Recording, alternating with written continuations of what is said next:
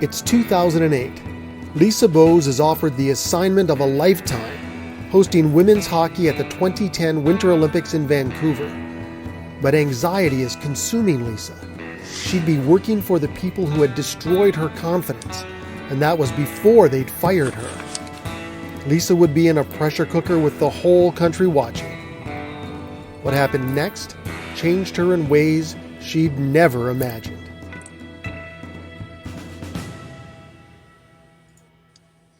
Hi, I'm Craig Colby, owner of Colby Vision, a storytelling company, and this is The Business Heroes, a show about business owners and their journeys. And today I am joined by Lisa Bowes.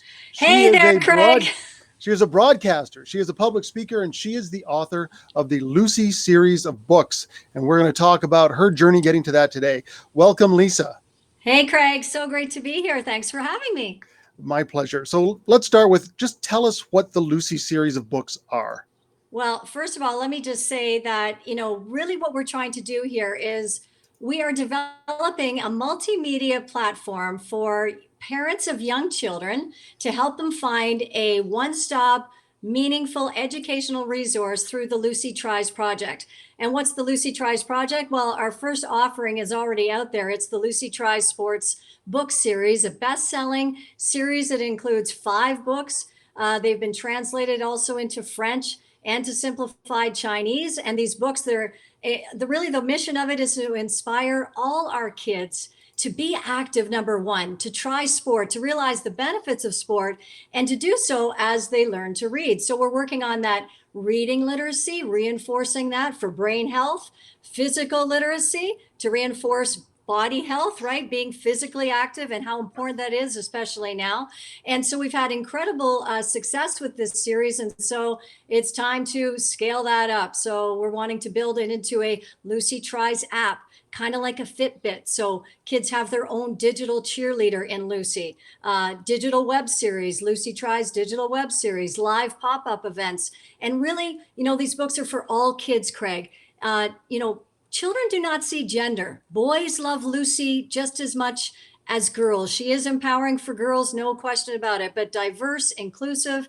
And we really want to, bring that out even more when I talk about the scaling up aspect. And that word, so important, tries. We have to build that resiliency and that perseverance in our children. And so if you can liken this to a Dora the Explorer, that's how we see Lucy Tries. And let's face it, I think she is a global perseverance champion for all children.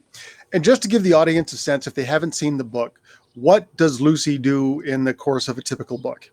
So all of these books are reinforcing accepted principles of healthy child development. So what we know our kids need to stay in sport. So our brilliant illustrator, James Hearn, who really nailed Lucy, when I described what I thought she was in my head, I cried, when I saw her, because she is that sporty, athletic, relatable character. And we do a lot of work on the purpose behind the text and the artwork to reinforcing multi-sport, reinforcing the ability to try, as I mentioned before.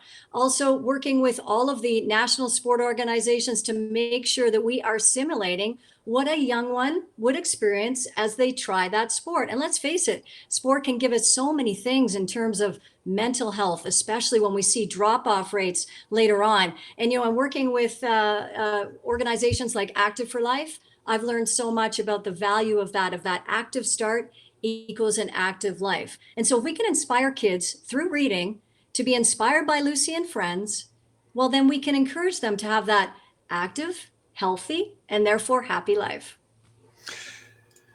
Now, Lisa, the book's central character is a young woman who tries sports. When did you first try sports? Oh, wow. Well, I grew up in Guelph, Ontario, and I grew up on a street that was full of boys, and I have a brother.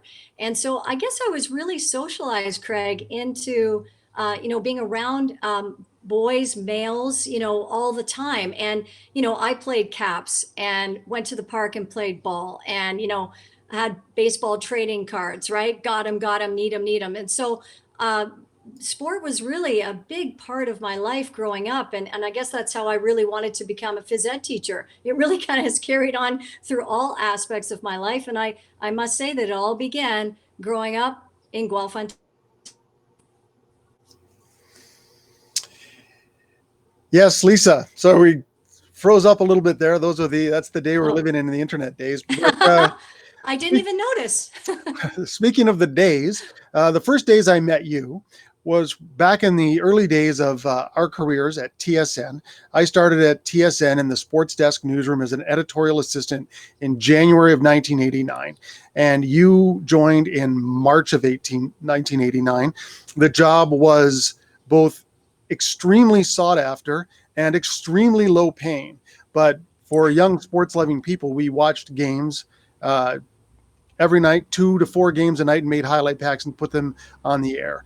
But in that room, there are a lot of people who look like me, young men loving sports. You were the first woman to come into that group. How did you end up coming into that TSN group? Well, as I had mentioned, I really wanted to be a phys ed teacher. And so I went to Western University to take phys ed. And while I was there, I got involved in student radio. And I realized, wow, I actually kind of like this. I like to write, I like sports, and I also like the presentation piece. And so I then quickly got into a program at Conestoga College after I got my degree, and they didn't have internships in first year. And I really wanted to learn so much more and kind of move my career along. So I reached out to TSN, and Ken Murphy, the technical operations gentleman at the time, I came in and he gave me a chance to come in. I used to drive in from Guelph, Ontario to Toronto on the weekends and pull 12-hour shifts in the production side, cue sheeting, very technical. And that was a wonderful experience to be at TSN.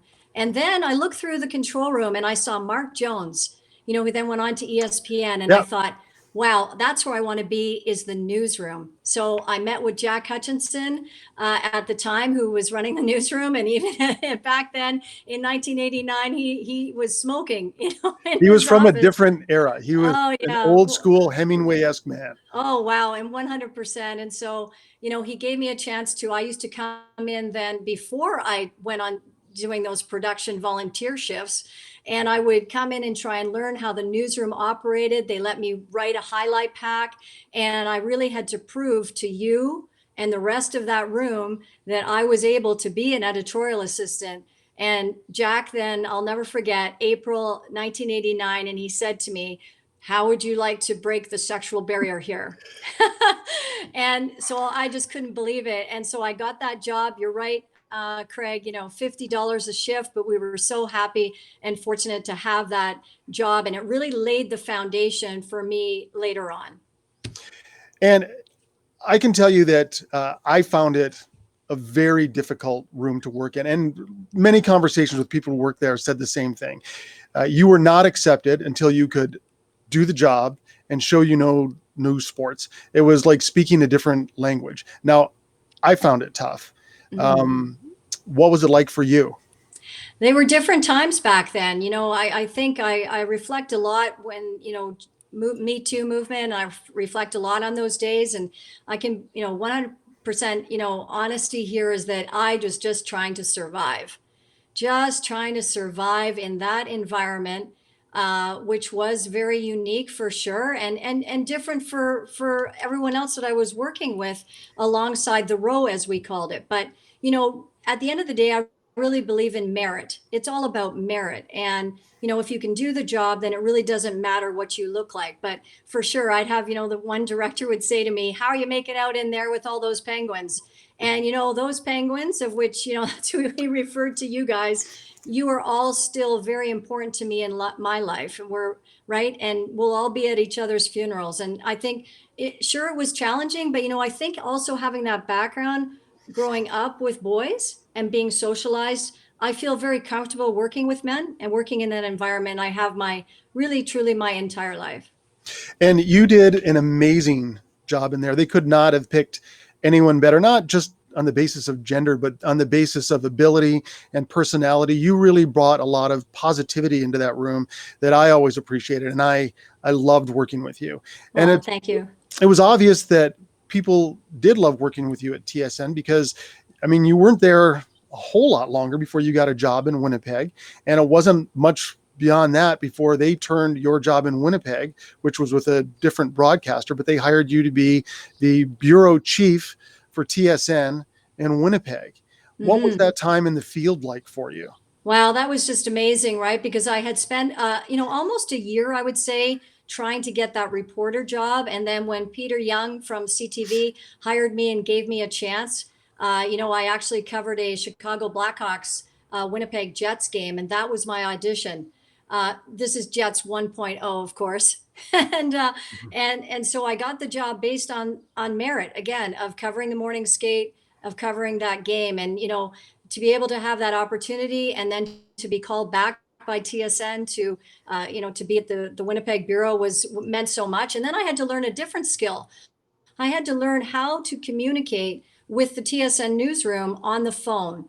And I learned a lot about communication, just verbal communication in that sense, right? Because I couldn't see the newsroom. It also really helped me with my writing and my producing skills. We really were field producers and sat truck operators. I mean, it was ourselves and the camera that were running those bureaus. And then I had that opportunity, Craig, to be promoted then to a busier bureau in Calgary. The Olympic facilities here in Calgary, allowed me to then stretch, I guess, my reporting skills, Stanley Cup playoffs, X Games. I mean, I was really doing so many different things. I even had a chance to work for NCAA ice hockey productions and also the Anaheim Mighty Ducks. Yeah, I mean, you dealt with everyone, particularly in the hockey world. I'm going to bring in a picture here now of you with Gary Bettman. That is quite the outfit. I don't think that's TSN issue, but there wasn't No. anybody in the hockey world and in the sports world in Canada that you didn't deal with and deal with extremely well. And it wasn't as though female sportscasters were a novelty at that point, but they weren't commonplace either. How were you received as a journalist? Yeah, and I always referred to the late, Phyllis George around that time because, my goodness, she really set the bar and allowed so many of us to see what was possible, when she was on NFL Today on CBS. And, here I am, I guess in 1991, there were a lot of beat writers at that time. I want to, make that clear, a lot of beat writers. And Robin Brown from CBC Radio, had already been in Winnipeg when I arrived there. I think the thing that makes it different is that when you're in television, you're a little bit more obvious when you're in places like the dressing room. And so that was something that I think the entire environment, the working environment, was kind of faced with trying to accept and to bring in. And again, I go back to merit, and I go back to really showing that I really was a professional and I was here to do a job, get the right story and get it to air, as per, what TSN was asking of me. And I think that when you conduct yourself in that professional way, that's how you're going to gain respect, right? But for sure, in the beginning, this was definitely another obstacle that I had to overcome, not just from players, but also from fellow media members. Well, listen, you succeeded big time because the biggest job in the country for a sportscaster was to be on one of the national sportscasts. And look, there weren't many national newscasts of any type when in our early days. There was, CBC, CTV, national news, Yeah. and I think just us at TSN as a sportscast. And Um, Sportsline. Sportsline, were they Yeah. national? Well, no, but had a massive presence, and we're really the first of Sure, their kind, right, in Canada, right, in terms sure. of a But sports highlight show. Yeah. as far as going across the country, there wasn't a lot of it. And you got called back to work at TSN on air as an on air host. That's one of the biggest jobs there is in sports media in the country. What kind of things did they tell you when you were told you had that job? Well, it was an incredible moment. I'll never forget it. We were at the Canada Summer Games in Brandon. And, and now remember, we were reflecting back on very early times here. So this is 22 years ago, 21 years ago. But at the time, I was being asked to then come in and do the job that I had been trying so hard to try to work towards. And I was told by one of the top execs, that If there was one piece of advice that I could be given, that I should try to, make love to the camera. And so that in that time frame, that was kind of interesting and challenging and different to hear. But really, that was just the beginning of my journey back in Toronto, where, I all of a sudden, television is just so subjective. And, what one person likes, another person may not like. You have to have thick skin. And I understand that. And, I have no, I guess ill feel, never have. I mean, I ended up working back at the network in 2005 until today, still backfilling on field production. But at the time when I had to try to be perfect, that's how I felt about it. I was being asked to, when I came there, I had so much confidence and I felt so good about my work. And then all of a sudden it was, there was sort of some concerns about my performance. And, and then I started to kind of lose my confidence. I didn't know if I really even knew what I was doing at one point. I think I was losing my hair. It felt like I wasn't sleeping. I felt very stressed about the whole thing. And then, finally, they kind of made the decision for me in 1999 and let me out of the contract. And Well, basically nobody said, yeah, my presence was no longer needed. So that was a real shock. Well, nobody ever told Gino Retta to make love to the camera. And there may have been discussions about his mustache, but I'm sure they didn't talk about his hair. And it's, I mean, when I found out that you had been let go, it was shocking for me. I've always, it is a subjective industry, and no job is more subjective and picked at than somebody who's on air. It's the top job, and in a lot of ways, it's the worst job too, because you're subject to everybody's opinion, and everybody has one. And my opinion of you is colored because I'm such an admirer of yours. But I thought you did a great job on air, great job. So it was a shock to me when that happened. Yeah. I didn't get What out was of it like? bed. Yeah, I didn't get out of bed. Like I know a lot of people right now are, there's lots of layoffs, there's lots of, furloughs. There's so many things going on right now. And all I can say to those people is like, it will get better. You have to cope. First of all, it's like a grieving process, right? And I was so tied to TSN in terms of my identity, which wasn't really healthy. I was Lisa Bowe's TSN. And then when the job was taken away from me, I was bereft. I was lost. I was angry. I went through so many stages of grief. I didn't get out of bed. I didn't know what to do with myself. But then slowly but surely, you start to cope. Your brain copes and you see on the other side. And like they always say, it's a cliche, but when one door closes, four others open. And, and some of the people that maybe were not fans of mine 20 odd years ago are now some of my biggest supporters now in what I'm doing. And that's another big kernel to take away here, is that you just never know what might happen in your life, and you never know who will come back into your life and who can support you when maybe there wasn't support in another way earlier.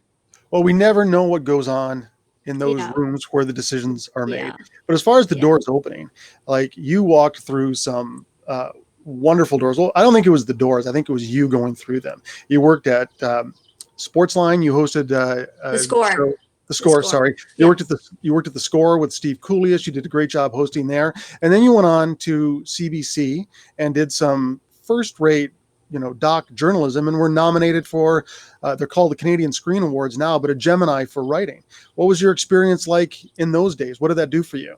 Oh my gosh, Craig, that I think at that time, like at the time, I had an agent in the United States, and, and she was asking, we were obviously when the shock wore off about how I was, as the Toronto Sun said, Bose let go by TSN. Once we got through that shock and she talked about, jobs in the United States. And I said, no, you know what? I want to stay in my country. I love Canada. I have a home here. I want to stay here. And, first of all, when Anthony Ciccione, offered me that opportunity at the Score, that was an incredible thing. And then to be able to work on Sports Access, which is a show that we had done, then that got me to CBC. And I think with the CBC, I learned so much in terms of writing, things I had no idea about all those years working at the other network. And that really, I guess the word is validate, right? It validated when I was at my lowest point, feeling I wasn't a very good reporter. I wasn't a good on-air host. I wasn't a good commentator. It really helped with my confidence. And that's the thing, right? It's really about, believing in yourself. And if I could, if anybody can come through these things, that's what you always have to remember, is to have that strength in yourself. And when it gets shot or someone breaks you, you can rise above and you can be resilient and get through it. Well, I don't know anybody in this business, anybody who hasn't had their confidence shaken at certain points, myself Yeah. included. And what I've tried to tell myself, and part of it is the function of everybody sees your work, and there's no place to hide, and not Yeah. everybody likes the same things, and there's some subjectivity, and it can be a tough business. But I mean, you nailed it on the head. What I've told friends and told myself is, you know who you are, and that is certainly true of you. And after CBC, you made some personal decisions about Yeah. where you wanted to work. Where did you go Yeah. after that? So then I went back to Calgary. Actually, there was a job opening, and interestingly enough, that brought me back to CTV, where I had started my on-air career, and that brought me back actually into the TSN fold. And so, super blessed to be able to then work for the network again. So 6 years after being let go and having all that emotion and that, you know, just depression. I can honestly say I was depressed at that time. To come back and then work for the network again was amazing. And we've had a beautiful relationship, and it still continues to this day. And yeah, sure, that made me feel I guess validated again Well, on the work. let's talk about real validation on your work. Yeah. The 2010 Vancouver Olympics was the biggest sports event that's ever happened to Canada, and I can't imagine it ever being topped, especially since we had so many good athletes, and we had two hockey teams that were going to have to work for gold but had a shot at gold. And you were approached about hosting the women's hockey, which is a big job for anybody. Like, that is a pinnacle of a career. When Hmm. you got that news, how did you feel? Oh yeah, well that was I was very excited and also nervous, because at the time I had heard a rumor that they were really, this was like very coveted assignment, obviously, for all of us that work in Canada. And there was the consortium, right? So there was multiple networks involved, multiple, broadcasters that were going to be part of this, different networks. And I heard a rumor that they would put our names up on a board and make a decision. And I was excited to hear that I might be on the women's hockey. And I was nervous because it was triggered for me back to 1999, and would I be able to stay on the list? Were there people that were kind of not that high on me back in the day? Were they part of this discussion? And so it was this trigger aspect, and yet I had done a lot of work in women's hockey, and I really was extremely up on that sport, having done some play-by-play with the original National Women's Hockey League for the Score and CBC and WTN. And Hockey Canada being based here, I was really connected to, the team at the time. So I really felt I had the experience and the knowledge and the wherewithal to handle that assignment. But you were going back to work for the people who had let you go. Yeah. How did you deal Yeah. with that? Yeah, well, I actually, just like an elite athlete, and I wish I could find this. I thought I had it here, but I actually went just like an athlete, uh, and this is kind of a unique thing, I think. But I recognized that I was going to have I needed mental performance training.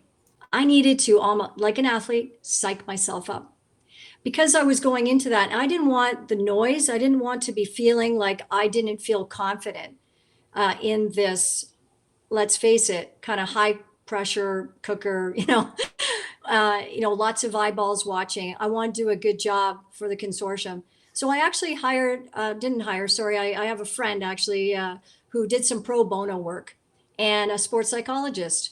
And she helped me get ready for Vancouver. And she had me actually create a gold medal. And on the gold medal, she had me write down all of the things that, made me kind of who I am or why I would be capable of doing this. So it was getting me to be psyched up to be able to help with what I was heading into because of my past history. And that was extremely helpful for me. So there are ways that we can psych ourselves up. We don't always have to be an athlete to do that. And here we are, I mean, I think at one point, I really was happy with like a particular hit that I did, that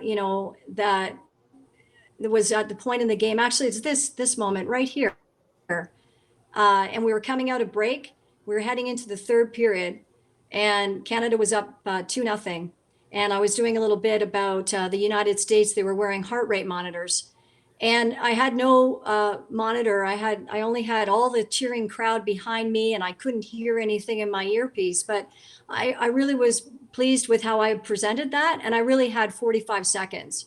And in that moment, you have to be right on the money with that 45 seconds. And at that moment in time, I believe the audience was 7.5 million. So I felt that was kind of like, I guess, a really great feeling. And I have to thank Dr. Karen McNeil for helping me get there.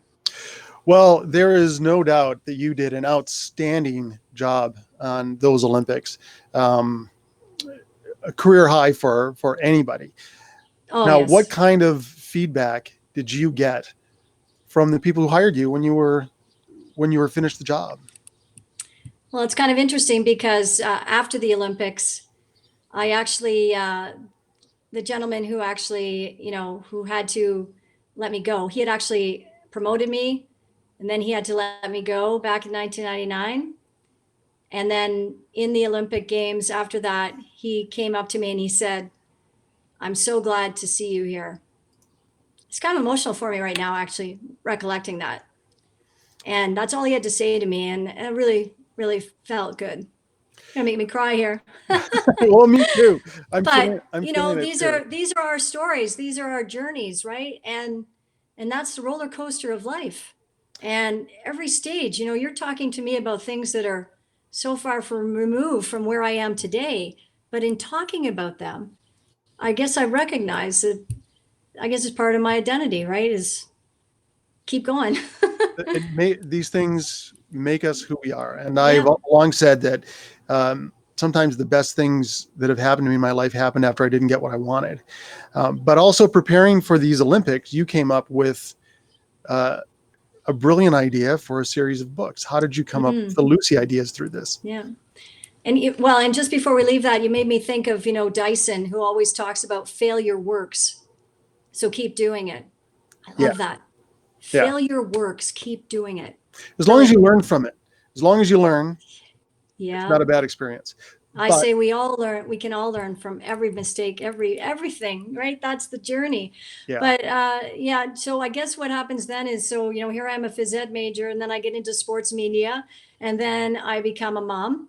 And in becoming a mom, I then am looking for books to read to my then 2.5-year-old. This is right before the Vancouver Olympic Games. And I couldn't really see anything out there that related to picture books that were about different types of sport. So Olympic sport, I was in this Olympic mindset. And that's how the Lucy Tries sports series began. And so that's really the whole genesis behind it. I came off the air one day and I started to write, Craig loves curling, and Sylvain tries speed skating, and Lucy loves luge. And I thought, wow, let's get this book out before Vancouver. This was 2008. No, because publishing works at a very different pace than broadcasting. I've learned so much to be involved in the publishing and book world now. It's been amazing. And so that's what started this whole idea about the Lucy books. And I guess drawing from me on the physical education, fundamental movement skills are so important, because if the kids don't have the fundamental movement, then they're less likely to then try the sport. now there's a lot of people who want to write a book, but it just doesn't happen that easily. I love that this is such a Lisa Bowes things. Well, these books don't exist for my child. I want to find these books, so I'm just going to write them myself. Where did the image of Lucy come from? Oh, great question. Lucy is really a compilation actually of, you talked to me earlier about, when I was growing up.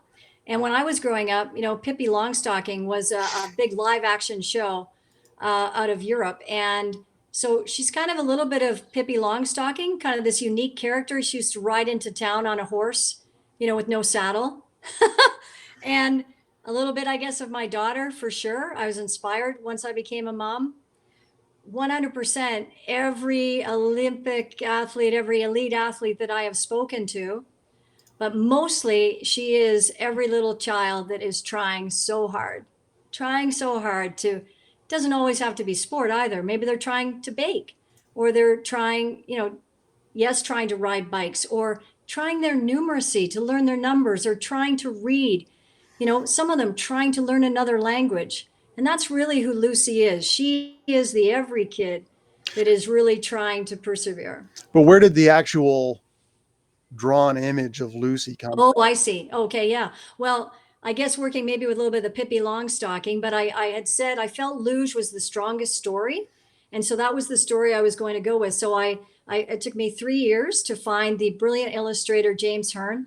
And I said to him, James, uh, can you draw, let's see, I don't know, for the Luge story, how about she has red hair and freckles and she's sporty and athletic and she appeals to boys and girls.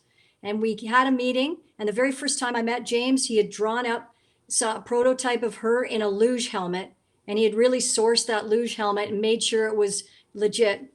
And I cried. I said, oh my gosh, there she is. And, we have an incredible opportunity here to have her as the lead character in the entire series. Never mind multiple kids. Let's have Lucy.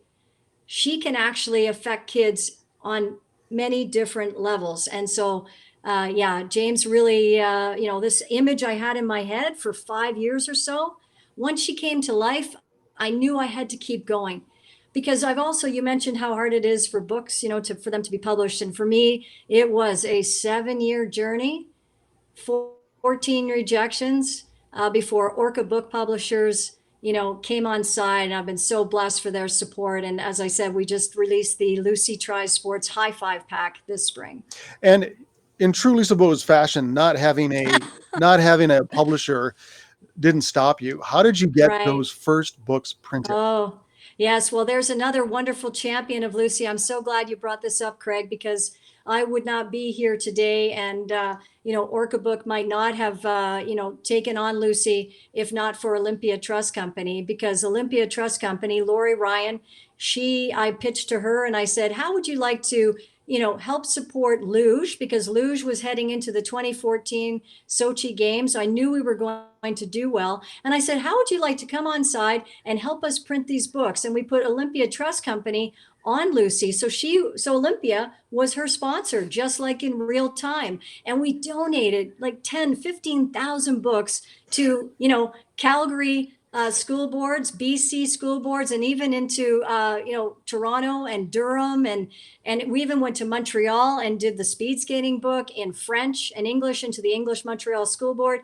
So, oh my gosh, I just kind of had to pivot. Right, there's the buzzword from today. I had to pivot and find a way. How can we get this story out? How can we get Lucy out? And I have to say such great thanks to Olympia Trust Company for seeing the vision right from the get-go.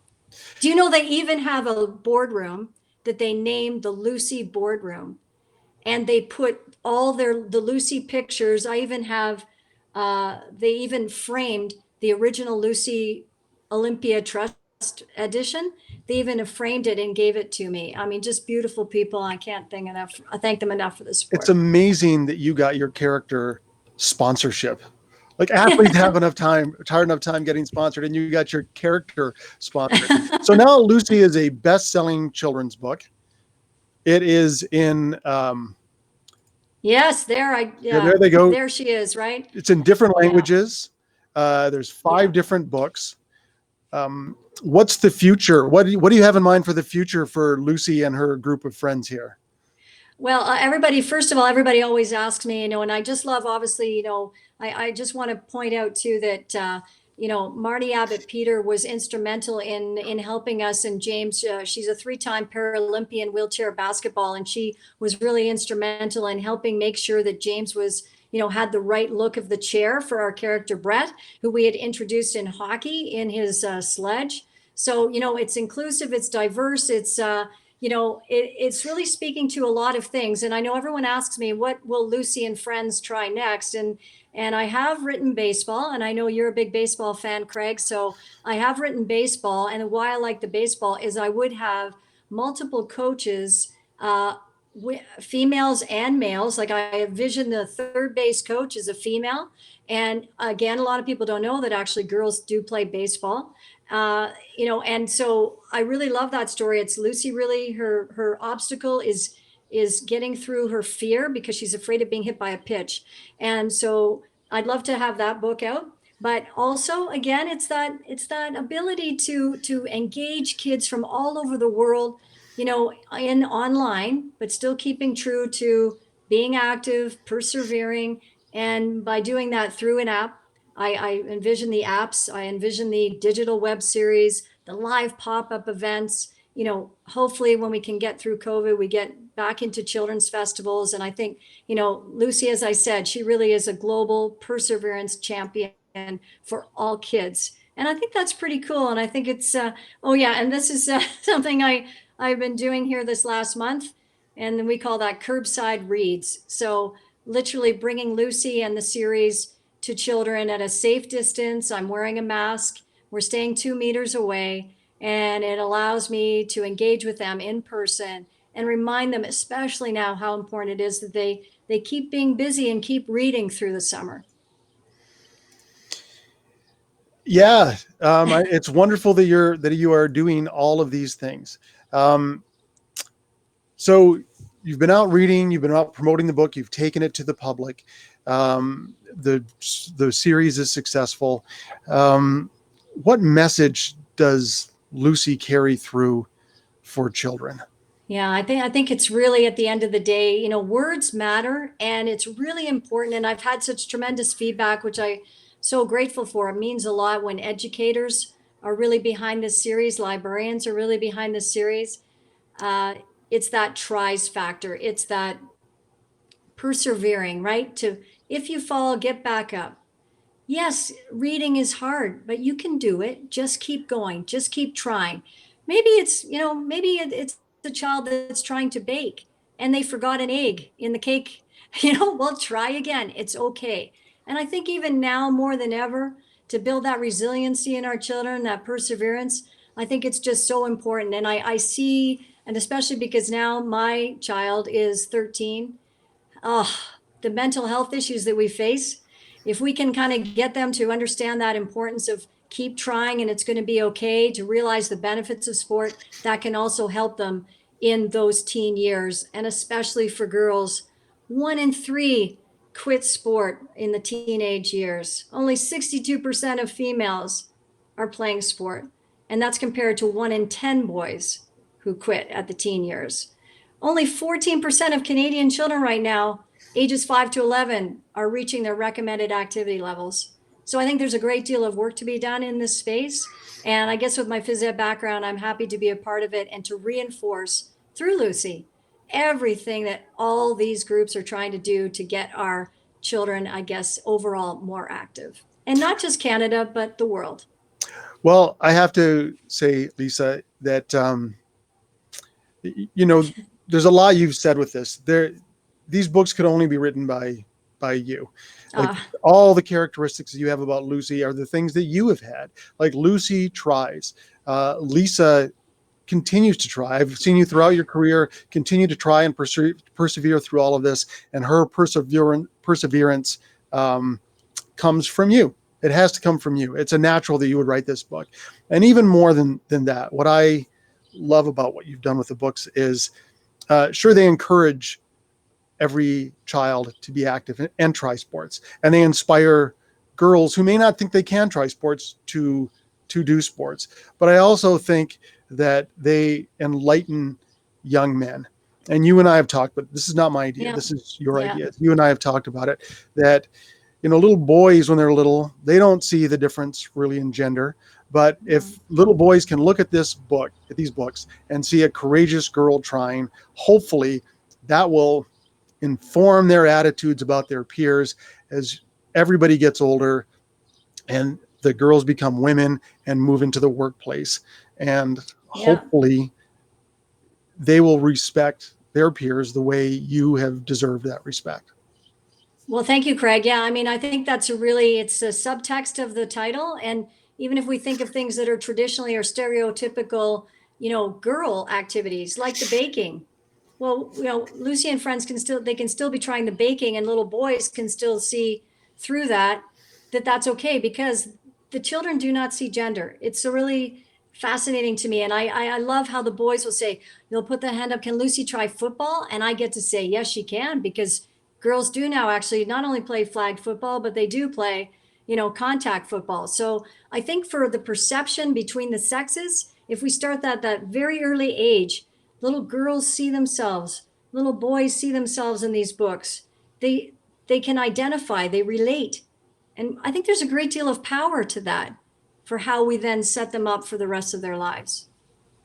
Well, Lisa, I think you've nailed it. Tries. I've always told my kids that the two worst words, the two real swear words in our house, and they're not allowed to swear, but the two real swear words are "I can't." And Lisa, you have lived your life showing that you can. People go out and buy these Lucy books. You can hire Lisa to come and tell you her amazing story. And thank you very much, Lisa, for joining us today. Thank you, Craig. It was a pleasure to be here. I love it. The Business Heroes with Craig Colby. Awesome. Thank you. Thank you. The Business Heroes wants to hear your story. Contact me at craig@colbyvision.net. I guarantee your story will sound epic with this cool music underneath it. Colby Vision can help you find and share your story. Writing, video, we do it all. We can also show you how to do your own simple videos and teach you how to do interviews for a podcast. Thanks to Dave White for the editing, Tim Vesely for the music, and Kevin Francisco for the graphics. And thanks for watching The Business Heroes. We'll see you next time for another exciting adventure.